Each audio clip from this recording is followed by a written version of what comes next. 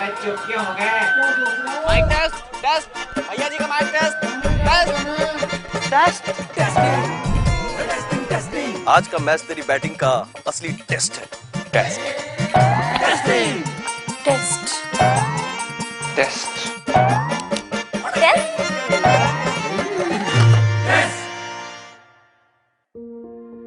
मन में शक है तो सरकारी अस्पताल के ICTC में HIV की मुफ्त जांच करवाएं और सलाह पाएं।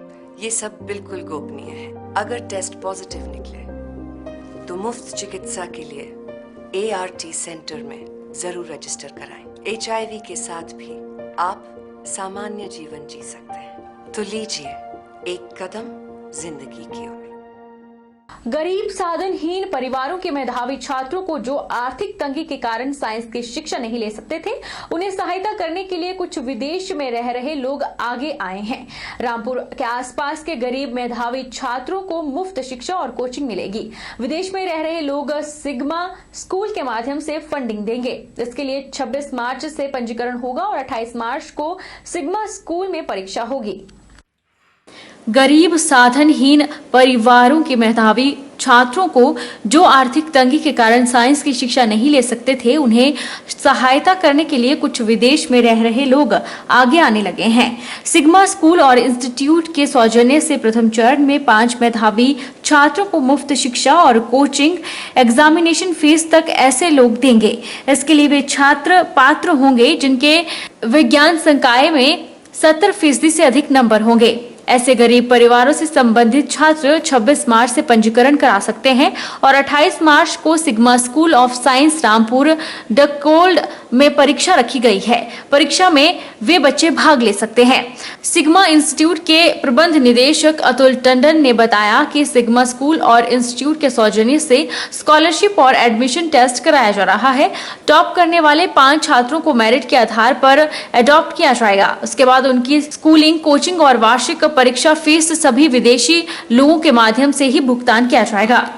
साइंस और सिग्मा इंस्टीट्यूट की सौजन्य से जो ये स्कॉलरशिप एंड अडॉप्शन टेस्ट करवाया जा रहा है, ये तो हम पहले भी करवाते रहे हैं काफी सालों से, लेकिन वो हमारे अपने स्तर पे रहा है।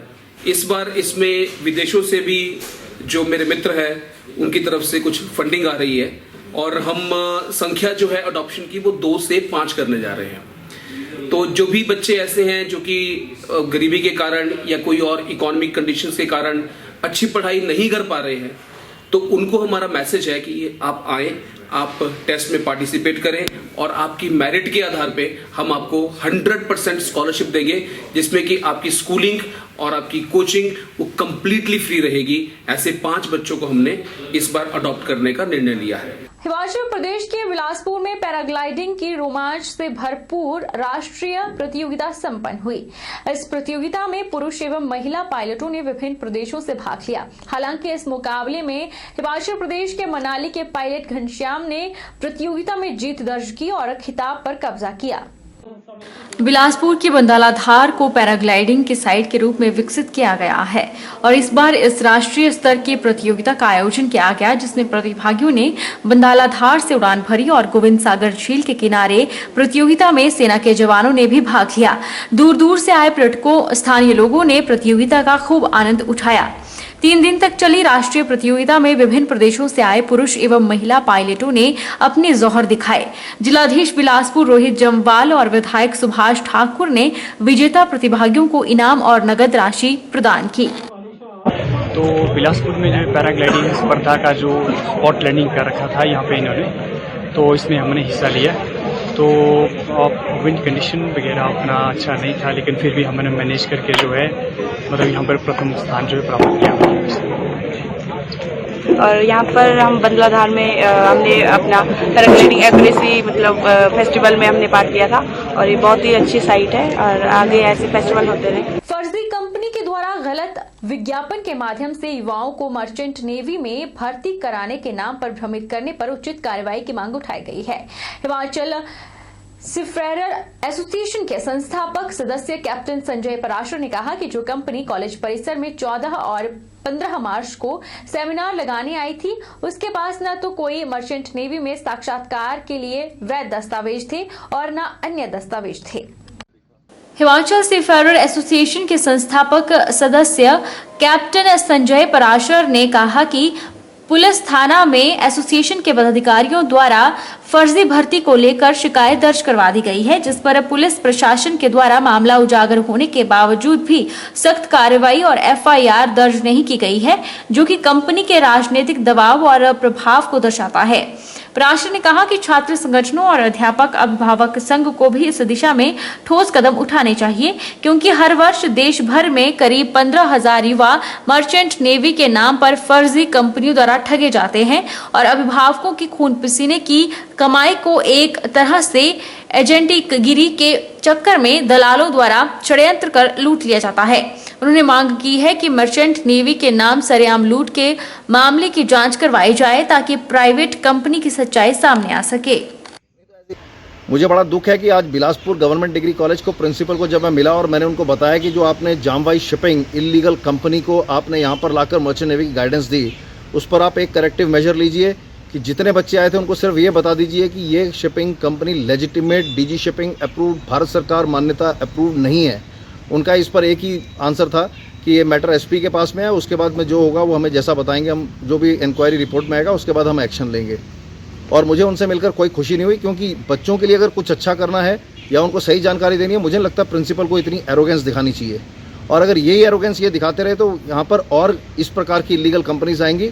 इसका हम हमेशा विरोध करते रहेंगे और मुझे आशा है कि जो जनमानस है वो ये बात समझेगा और कॉलेज कैंपस किस प्रकार से 5,000 रुपये में कोई भी कंपनी आकर रह जाए, इसकी भी इंक्वायरी होनी चाहिए। बिलासपुर के राज्य स्तरीय नलवाड़ी मेले में जहां पर लोगों ने कुश्ती प्रतियोगिता का खूब आनंद उठाया, वहीं पर रात के रंगारंग कार्यक्रम भी लोगों को खूब भाए। बिलासपुर के शिवम चंदेल ने हिम कुमार का खिताब जीता और भारत केसरी मुकाबले में सोनू पहलवान कांगड़ा विजेता रहे। कुश्ती प्रतियोगिता में 408 पहलवानों ने दमखम दिखाया। विजेता उपविजेता पहलवानों को बिलासपुर के विधायक सुभाष ठाकुर और जिलाधीश बिलासपुर ने इनामी राशि और गुर्ज प्रदान करके सम्मानित किया। खिताब जीता हूँ, पंजाब केसरी में जीता हूँ, भारत केसरी में जीता हूँ और नेशनल में मेडल है मेरा। अभी तो नेशनल तक खेलना, इसके बाद इंटरनेशनल तक ओलंपिक तक जाने का सपना है। बहुत आगे वैसे एक गुर्ज पहली बार लौड़े, बहुत अच्छा लग रहा है। इंदौरा एजुकेशन सोसाइटी द्वारा छात्र छात्राओं को एसडीपीओ ज्वाली सिद्धार्थ शर्मा ने HAS और अन्य पोस्टों के लिए जरूरी टिप्स दिए। इनका विद्यार्थियों ने भरपूर फायदा उठाया। छात्रों ने इस मौके पर SDPO से सवाल जवाब भी किए। इस मौके पर SDM इंदौरा सोमिल गौतम ने भी HAS परीक्षा की तैयारी करने वालों के लिए मोटिवेशनल स्पीच दी। देखिए, इसको कंटिन्यू करते हुए जैसे हमने जब लाइब्रेरी यहाँ पे स्टार्ट की थी तो उसमें एजेंडा यही था कि बच्चों को सिर्फ बुक्स प्रोवाइड नहीं करनी है, हमने बच्चों को कोशिश करनी है कि हम उनको बताएं कि तैयारी कैसे करनी है, किसी भी एग्ज़ाम के लिए क्या अप्रोच होनी चाहिए। और उसी डायरेक्शन में हमने आज सिद्धार्थ सर को इनवाइट किया था, जो भी एक्सपीरियंस ऑफिसर हैं और मेरे बैच के ही हैं और सर इस टाइम DSP ज्वाली हैं। तो सर ने इमीडिएटली रिस्पॉन्ड किया और आके बच्चों के साथ अपना टाइम, वैल्यूएबल टाइम शेयर करके सर ने बच्चों को बताया है कि एग्ज़ाम में कैसे हाईज एंड लोज को टैकल करना है और कैसे अपनी तैयारी को आपने और अच्छे तरीके से करना है ताकि आप जल्दी से जल्दी एग्ज़ाम को क्रैक। बेसिकली आज HPS और अदर एग्ज़ाम्स के बारे में इनको बताया गया कि तैयारी किस तरीके से की जाए and how it is important कि मोटिवेशन कैसे देनी है अपने आप को और इस लंबी रेस में आपको कैसे हार नहीं माननी। मैं बच्चों के लिए बस यही कहना चाहूँगा कि जब तक आप मुकाम ना पा लें तब तक हार नहीं मानिएगा। Try and try until you reach the top. Corona महामारी के बढ़ते रूप को देखते हुए प्रदेश सरकार ने 25 मार्च के बाद मेले के आयोजनों पर रोक लगा दी है।